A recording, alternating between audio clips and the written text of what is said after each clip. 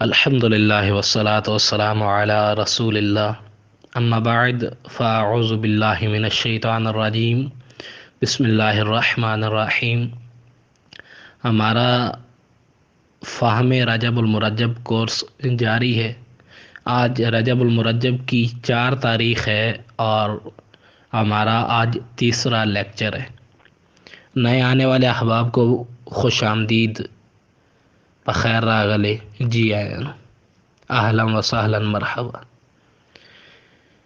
ہم نے جو پہلے 2 لیکچر سنے اس کا مختصر خلاصہ عرض کر دیتا ہوں۔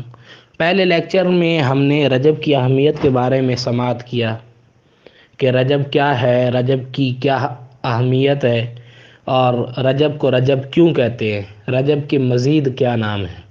دوسرا جو کل کا لیکچر تھا اس میں ہم نے حضرت اویس کرنی کا تذکرہ خیر کرنے کی سعادت حاصل کی۔ اسی طرح ہم نے یہ جانا کہ حرمت والے مہینے کتنے ہیں، حرمت والے مہینے کو حرمت والا مہینہ کیوں کہا جاتا ہے، جن میں سے ایک رجب بھی ہے، تو اس کی وجہ کیا ہے۔ یہ ہم نے 2 دن میں مختصر سی جاننے کی سعادت حاصل کی، جس کے لیکچر ریکارڈ ہو چکے ہیں۔ اب آج کا تیسرا لیکچر جو کہ روزوں کے متعلق ہے۔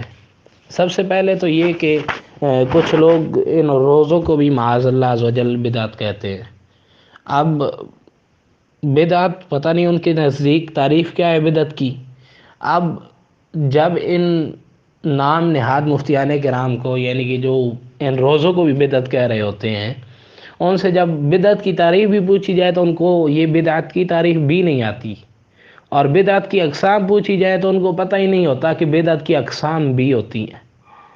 لیکن یہ تو بدعت ہے بھی نہیں، یہ تو حضور نبی کریم صلی اللہ علیہ وسلم کے زمانے سے چلتا آ رہا ہے۔ آج ہم سنیں گے کہ نفل روزہ رکھنے کی کیا فضیلت ہے، رجب کا روزہ رکھنے کی کیا فضیلت ہے۔ تو اس میں کہیں بھی کوئی ممانعت وارد نہیں ہے، بلکہ رجب کا روزہ رکھنے میں، نفل روزہ رکھنے میں ہمیں ثواب اتنا ملے گا کہ جس کی ہماری سوچ بھی نہیں ہے۔ اس کی شریعت میں کہیں بھی ممانعت وارد نہیں ہے۔ اگر کوئی کہتا ہے، بالفرض کوئی کہتا ہے کہ یہ بدعت ہے، بالفرض کوئی کہتا ہے کہ یہ شریعت میں صحیح نہیں ہے، بالفرض کوئی کہتا ہے کہ یہ رکھنا تم نے اپنے پاس سے نکال لیا وغیرہ وغیرہ، تو آپ ان کو احادیث پیش کریں۔ احادیث آپ پیش نہیں کرتے، آپ اس کو الزامی سوال کریں کہ اگر منع ہے تو ہمیں دکھاؤ قرآن و حدیث میں کہاں منع کیا گیا ہے۔ جب قرآن و حدیث میں منع نہیں ہے تو آج کا یہ 2 ٹکے کا بندہ اٹھ کے کیسے کہہ سکتا ہے کہ رجب کا روزہ رکھنے کی شریعت میں کوئی گنجائش نہیں ہے۔ لیکن کچھ ہوتے ہیں موسمی پرندے، وہ نکل آتے ہیں اور ایسی باتیں کرتے ہیں۔ ان لوگوں کو اگنور کیا جائے یا پھر ان کا صحیح طریقے سے اگر علم ہے تو ان کا رد کیا جائے۔ آج ہم پہلے آپ کو نفل روزوں کی فضیلت کے بارے میں کچھ عرض کرتا ہوں۔ سب سے پہلے یاد رکھیے کہ روزوں کی بہت ساری فضیلتیں ہیں، یعنی کہ روزے کی عادت ہونی چاہیے، چاہے وہ فرض ہیں، فرض تو لازمی رکھنے ہی رکھنے ہیں، لیکن نفل روزوں کی بھی عادت بنانی چاہیے۔ اس میں ہمارا ہی فائدہ ہے، دینی بھی دنیاوی بھی۔ دینی فائدہ یہ کہ اللہ تعالی ہمارے ایمان کی حفاظت فرماتا ہے، اس نفل روزے کے ذریعے ہمیں جہنم سے نجات ملتی ہے، جنت کا حصول اس میں شامل ہے، یعنی کہ اللہ تعالی جنت عطا فرماتا ہے۔ اور جہاں تک دنیاوی فائدے کا تعلق ہے تو دنیاوی فائدہ ایسے کہ روزہ رکھنے سے ہمارے جو امراض وغیرہ ہیں، حدیث شریف کے مطابق روزہ رکھنے سے صحت ملتی ہے۔ اسی طرح مزید بھی جو ہمارے روزہ رکھنے سے ہم کھانا نہیں کھائیں گے تو اخراجات میں بچت وغیرہ، پیٹ کی اصلاح، بہت سارے امراض سے حفاظت، یہ کافی ساری چیزیں اس کے دنیاوی فوائد میں بھی شامل ہیں۔ تو سب سے پہلے ہم روزہ رکھنے کی جو فضیلت ہے اس کو قرآن مجید سے سننے کی سعادت حاصل کرتے ہیں۔ اللہ تعالیٰ پارہ 22 سورۃ الاحزاب کی آیت نمبر 35 میں ارشاد فرماتا ہے، والصائمین والصائمات والحافظین فروجہم والحافظات والذاکرین اللہ کثیرا والذاکرات اعد اللہ لہم مغفرۃ واجرا عظیما۔ والصائمین والصائمات، روزہ رکھنے والے اور روزہ رکھنے والیاں، والحافظین فروجہم والحافظات، اور اپنی پارسائی نگاہ رکھنے والے اور نگاہ رکھنے والیاں، یعنی کہ اپنی شرمگاہوں کی حفاظت کرنے والے اور شرمگاہوں کی حفاظت کرنے والیاں، والذاکرین اللہ کثیرا والذاکرات، اور اللہ تعالیٰ کو بہت یاد کرنے والے اور یاد کرنے والیاں۔ اب ان کی فضیلت کیا ہے؟ اعد اللہ لہم مغفرۃ و اجرا عظیما، اللہ تعالیٰ نے ان سب کے لیے بخشش اور بڑا ثواب تیار کر رکھا ہے۔ اب یہاں سے یہ روزوں کی فضیلت تو ثابت ہو گئی کہ جو روزے رکھتے ہیں تو اللہ تعالیٰ ان کے لیے بڑا ثواب اور بخشش تیار کر کے رکھتا ہے۔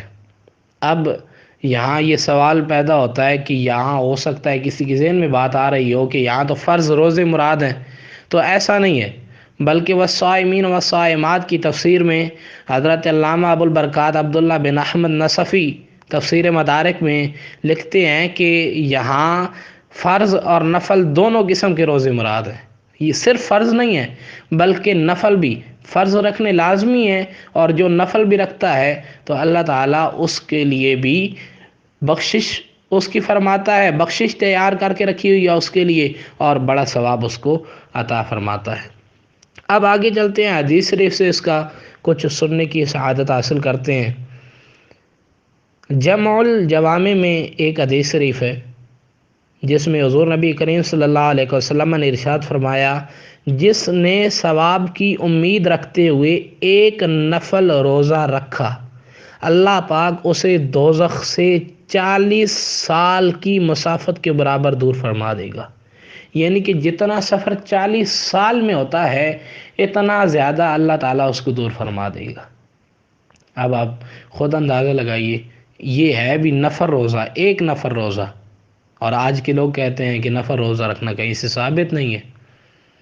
آگے ایک اور حدیث شریف عرض کرتا ہوں کہ جس نے ایک دن کا نفل روزہ رکھا، اللہ پاک اسے جہنم سے اتنا دور کر دے گا جتنا زمین اور آسمان کا درمیانی فاصلہ ہے۔ اب زمین اور آسمان کا درمیانی فاصلہ کتنا ہے؟ تو اس میں علماء فرماتے ہیں کہ 500 سال کا فاصلہ ہے، 500 سال کا۔ تو جس نے ایک روزہ رکھا اس کو اللہ تعالیٰ زمین اور آسمان کے درمیانی فاصلے کے برابر دور کر دے گا۔ اس لیے نفل روزے کی بہت زیادہ فضیلتیں ہیں۔ اگر کوئی کہتا ہے کہ رجب میں نفل روزہ کہیں سے ثابت نہیں ہے، یہ ہے وہ ہے، تو اس کو یہ حدیثیں دکھائیں کہ تم کہتے ہو ثابت نہیں ہے، میرے حضور نے فرمایا ہے کہ جو ایک نفل روزہ رکھے گا اللہ تعالیٰ اس کو 40 سال کی مسافت جہنم سے دور فرما دے گا۔ تو اب بھی اگر وہ کہتے ہیں کہ ثابت نہیں ہے تو پھر دفع دور والا سلسلہ کیجئے اور اپنے رب کو راضی کرنے کے لیے، اپنے رسول کو راضی کرنے کے لیے اپنے اہل سنت کے عقائد پہ رہتے ہوئے روزے بھی رکھیے اور اس کا ایصال ثواب بھی کیجئے۔ ہر وہ عمل جو ہمارے علماء نے، ہمارے مشائخ نے ہمیں سکھایا ہے وہ عمل کیجئے۔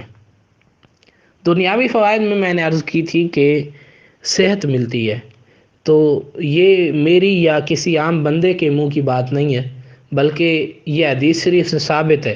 حضور نبی کریم صلی اللہ تعالیٰ علیہ وسلم نے ارشاد فرمایا، صوموا تصحوا، یعنی روزہ رکھو تندرست ہو جاؤ گے، روزہ رکھو تندرست ہو جاؤ گے، صحت پا جاؤ گے۔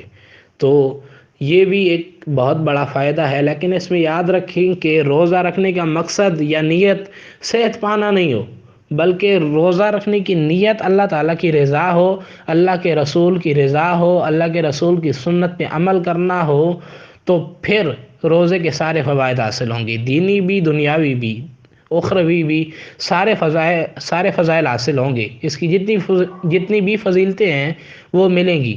لیکن اگر آپ یہ نیت کر لیں گے کہ روزہ رکھوں گا تو صحت ملے گی ایسے ویسے، تو پھر اس کی برکتیں زائل ہونے کا اندیشہ ہے۔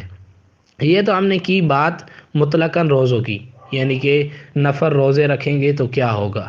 اب آئیے بات کرتے ہیں رجب میں نفل روزہ رکھیں گے تو اس کا کیا ثواب ہے۔ یہ بھی علماء نے ہمارے لکھا ہے، طہارت القلوب نامی کتاب ہے، جس میں شیخ ضیاء الدین عبدالعزیز دینینی رحمۃ اللہ تعالی علیہ فرماتے ہیں کہ مروی ہے جس نے رجب کے 7 روزے رکھے اس کے لیے جہنم کے دروازے بند کر دیے جاتے ہیں، صرف 7 روزے۔ اور یہ کوئی مشکل امر بھی نہیں ہے، اور آج کل کے اس ٹائم میں، جس ٹائم میں رجب چل رہا ہے، سردیاں ہیں، اس میں تو بالکل بھی مشکل نہیں ہے۔ اگر اللہ تعالیٰ توفیق دے تو اس کے روزے رکھنے کی لازمی کوشش کریں، اور جس سے نہ بن پائے تو اس کے لیے کوئی گناہ بھی نہیں ہے۔ اور اس روایت کا اگلا حصہ ہے کہ جس نے 10 روزے رکھے وہ اللہ پاک سے جو مانگتا ہے اللہ پاک اسے عطا فرماتا ہے۔ اور اس سے اگلا حصہ بہت ہی مزے کا ہے، بہت پر لطف ہے، بہت ہی مزہ دینے والا یہ روایت کا حصہ ہے۔ جنت میں ایک محل ہے، صرف ایک محل، جنت میں ایک محل ہے جس کے سامنے دنیا ایک پرندے کے گھونسلے کی طرح ہے۔ یعنی کہ دنیا میں پرندے کا گھونسلہ کتنا سا ہوتا ہے، بالکل چھوٹا سا، تو اس محل کے سامنے پوری دنیا یہ بالکل چھوٹی سی ہے، پرندے کے گھونسلے کی طرح ہے۔ اور وہ محل کس کے لیے ہے؟ وہ محل رجب کے روزے رکھنے والوں کے لیے۔ تو یہ تو الحمدللہ رب العالمین ثابت ہے، اور یہ صحابہ سے، اولیاء سے، ہمارے علماء سے ثابت ہے، اور یہ مسلسل چلا آ رہا ہے، حضور نبی کریم صلی اللہ علیہ وسلم سے لے کر آج تک چلا آ رہا ہے۔ تو آپ سنت سمجھ کے، سنت صحابہ سمجھ کے، دین میں یہ بدعت نہیں ہے، دین میں یہ شروع سے چلتا آ رہا ہے، ایک نیک عمل سمجھ کے روزہ رکھیں، جس سے بن پائے لازمی رکھیں، اور اگر کوئی کہتا ہے کہ بدعت ہے تو اس کو دکھائیں کہ یہ احادیث موجود ہے۔ ایک اور روایت اصول برکت کے لیے سنتے ہیں۔ مصطفیٰ جان رحمت صلی اللہ علیہ وسلم نے فرمایا، بے شک رجب بڑا عظمت والا مہینہ ہے کہ اس میں نیکیوں کا اجر بڑھا دیا جاتا ہے۔ جس نے اس مہینے کے کسی ایک دن کا روزہ رکھا، صرف ایک دن کا روزہ رکھا، وہ ایسا ہے جیسے کہ اس نے سال بھر کے روزے رکھے۔ میزان الاعتدال میں یہ روایت موجود ہے۔ صرف ایک دن کا روزہ رکھنے والا ایسا ہے جیسا کہ اس نے سال بھر کے روزے رکھے۔ تو اے میرے سنیو، یہ بدعت نہیں ہے۔ ہمیں کچھ لوگ گمراہ کرنے کے لیے آئیں گے، ہمیں کچھ لوگ بھڑکانے کے لیے، بھٹکانے کے لیے آئیں گے، ہمیں کچھ لوگ الٹی راہ لگانے کے لیے آئیں گے کہ جو تم عبادت کرتے ہو وہ ایسے ہے، ویسے ہے، بدعت ہے، اس کا نام و نشان نہیں ہے، صحابہ سے ثابت نہیں ہے۔ تو یہ صحابہ سے بھی ثابت ہے، حضور علیہ الصلوۃ والسلام سے بھی ثابت ہے، اہل بیت سے بھی ثابت ہے، اور ہمارے اولیاء سے بھی ثابت ہے۔ اور بالفرض اگر آپ اسے کہتے ہیں کہ تم اس کی ممانعت ثابت کر دو کہ چلو ثابت نہیں ہے مان لیا، لیکن تم یہ تو ثابت کرو یہ منع کہاں سے ہے، تو وہ پوری زندگی اس چیز کو ثابت نہیں کر سکتے۔ اس لیے ہمیں روزے رکھنے ہیں، کسی کی باتوں میں نہیں آنا۔ روزے رب تبارک و تعالیٰ کی رضا کے لیے، حضور کی سنت پہ عمل کرنے کے لیے، اور دین کے حصہ ہے یہ روزے، تو اس لیے ہم نے روزے رکھنے ہیں، اور رب تبارک و تعالیٰ سے ثواب کی امید رکھنی ہے۔ دعا اللہ تعالیٰ سے عمل کی توفیق عطا فرمائے، آمین بجاہ النبی الامین صلی اللہ علیہ وسلم۔ آخر میں آج سندھ کی ایک عظیم روحانی شخصیت، یادگار اسلاف حضرت پیر سید غلام حسین شاہ غفاری نقشبندی صاحب رحمۃ اللہ تعالیٰ علیہ، ان کا انتقال ہوا ہے۔ انا للہ و انا الیہ راجعون۔ ان کے لیے دعا کرتے ہیں کہ اللہ تعالیٰ غریق رحمت فرمائے، اللہ تعالیٰ بے حساب مغفرت فرمائے۔ السلام علیکم ورحمۃ اللہ وبرکاتہ۔